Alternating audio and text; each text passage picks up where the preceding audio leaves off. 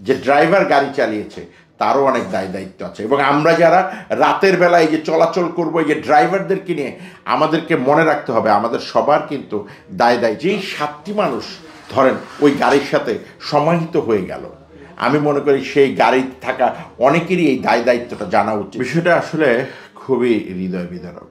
এই ক্ষেত্রে ভুল হবে, কারণ আপনার প্রশ্নের মধ্যেই আপনি বলেছেন যে সে যখন বিয়ে করে ওমান চলে যায়, সেই ওমান প্রবাসীর মানে 1 মাস বিয়ে করার পরে সে হচ্ছে কি স্ত্রীর সঙ্গে ছিলেন বাংলাদেশে, তারপরে সে চলে যান ওমানে।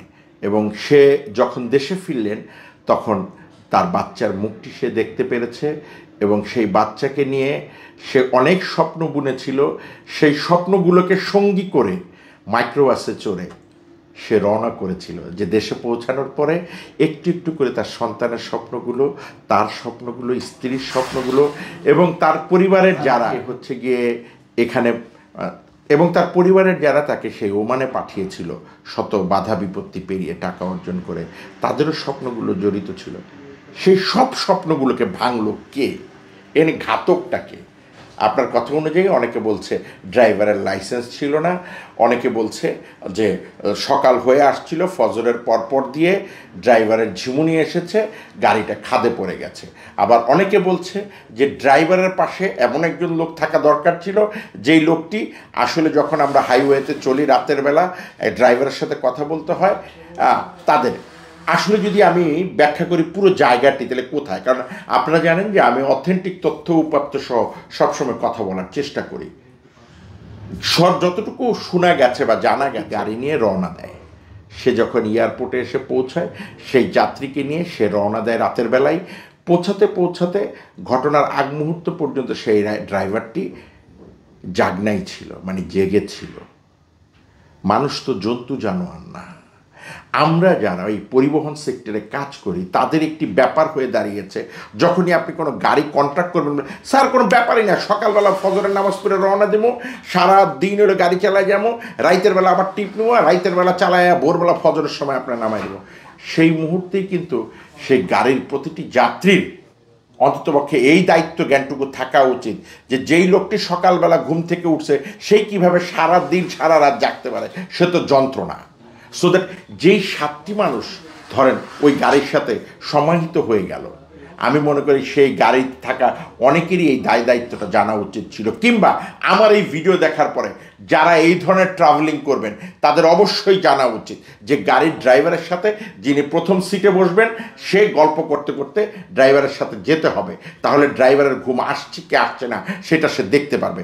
যদি তার রেস্টের দরকার হয় সে পিছিয়ে যাবে, আরেকজন আসবে। কিংবা ড্রাইভারকে 1 ঘন্টা ঘুমানোর সময় দিয়ে তাকে নিয়ে জার্নি করতে হবে 2টা টাকা বাঁচানোর জন্য। এখানে 2টা টাকা বলা হচ্ছে, ধরেন গাড়ির ভাড়াটি যদি হয় 12,000 টাকা, আপনি সেই গাড়ির 2,000 টাকা বাঁচানোর জন্য 10,000 টাকা বা 9,000 টাকা গাড়িটি ঠিক করবেন।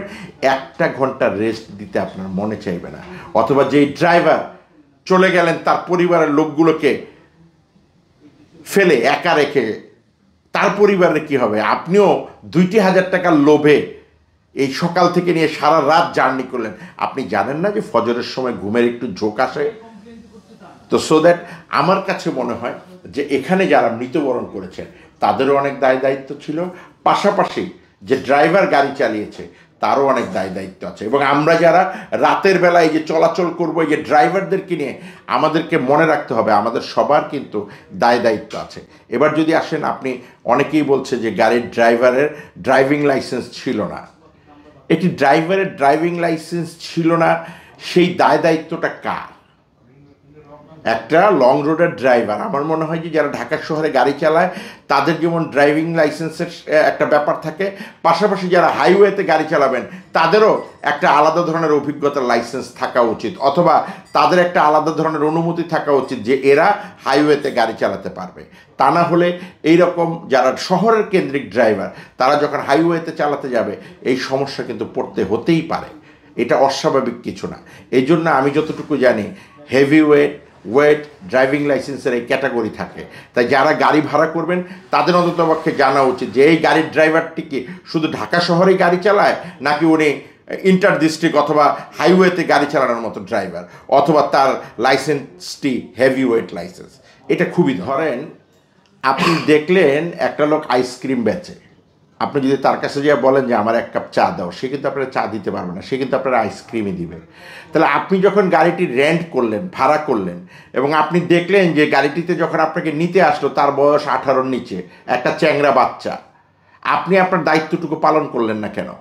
আপনি সেই গাড়িতে কেন গেলেন? আপনি মালিককে ফোন করে বললেন না কেন যে এত অল্প বয়সের বাচ্চার গাড়িতে আমি যাব না?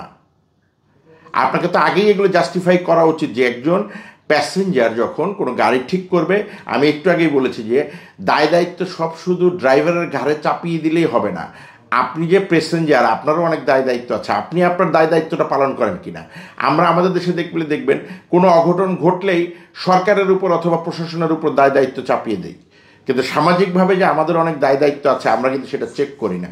সো দ্যাট এটা খুবই বেশি দরকার ছিল যে আপনি চেক করা যে ওই বাচ্চা ছেলেটির আসলে ড্রাইভিং লাইসেন্সটা ঠিক আছে কিনা, বা এর সাথে আমরা জার্নি করবো কিনা। সো দ্যাট ওনারা যদি বলে থাকে যে বাচ্চা ছেলে ছিল, এই ছিল, এটা ওনাদের ভুল, ওনাদের এই দায় দায়িত্ব পালন করা উচিত ছিল যে এই বাচ্চা ছেলের গাড়িতে আমরা যাব না। হ্যাঁ, প্রক্ষান্তরে যদি হয়ে থাকে অল্প বয়সের যে রেন্টে কারের মালিক, অথবা যদি ওই ছেলেটি মালিক হয়ে থাকে, এদেরকে প্রশাসনের নজরদারিতে আনা উচিত। যারা আমাদের রাস্তায় ডিউটি করেন প্রশাসনের লোকজন, এই অল্প বয়সের বাচ্চাদেরকে আসলে তাদের এজ দেখে তাদের লাইসেন্স চেক আপ করা উচিত, এবং এই নজরদারিটা আরও কড়াকড়ি করা উচিত। এটা আপনার একটা প্রশ্নের উত্তর।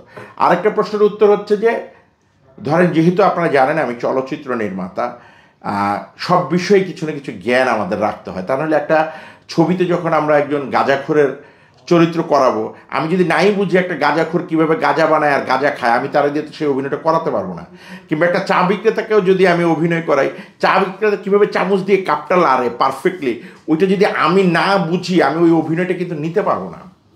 তো যদি ওই ভদ্রলোক ওনারা বলছেন যে চোখ লাল হয়েছে, ধরেন গাঁজা জাতীয় কোনো নেশা করেছে, তাহলে গাঁজা জাতীয় নেশা করলে তো মানুষ জেগে থাকার কথা, গাঁজা খেলে তো মানুষের ঘুম আসার কথা না, জীবনে আসার কথা না। এবং অনেক সময় দেখবেন হাইওয়ে রোডেতে ড্রাইভাররা কড়া জর্দা দিয়ে পান খায়। এই কড়া জর্দা দিয়ে পান খাওয়ার বিষয়টা হচ্ছে চোবড়াটা লড়তে থাকে, কিন্তু জাবড়াটা লড়তে থাকে, আর জর্দা মাথার এই জায়গাটাকে উত্তেজক করে ফেলে। উত্তেজনার ফলে হয় কি, মানুষের ঘুমায় না, যেটা মানুষ ইয়াবা খেলে হয়। তো সো দ্যাট আপনি একটা লোককে ড্রাগসের অপবাদ দিবেন, কিন্তু আপনাকে তাকে বুঝতে হবে যে আপনি তাকে যে অপবাদটা দিচ্ছেন। হ্যাঁ, যদি ওনারা বলতো যে ড্রাইভারকে দেখেছি 2টো ট্যাবলেট খেতে, তাহলে বুঝে যেত সে ঘুমের ওষুধ খেয়েছে, বা ঘুমের ওষুধ খেয়ে গাড়ি চালাচ্ছিল, ঝুমানি এসেছে সে, তাহলে হয়তো আপনার এই নেশার অভিযোগটি হয়তো পরিপূর্ণ হতো। আমার কাছে মনে হয় না যে এইটা আসলে কোনো পরিপূর্ণ অভিযোগ, ভুল ওনাদেরও ছিল। আর যেহেতু এই যে বলেছি যে ড্রাইভার এবং যে রেন্টে কারের মালিক, তাদেরও দোষ ছিল কিন্তু, যে এত অল্প বয়সী বাচ্চাকে দিয়ে হাইওয়ে রোডে গাড়ি চালানো ঠিক না। কারণ গলিতে গাড়ি চালানো আর হাইওয়ে রোডে গাড়ি চালানো এক না।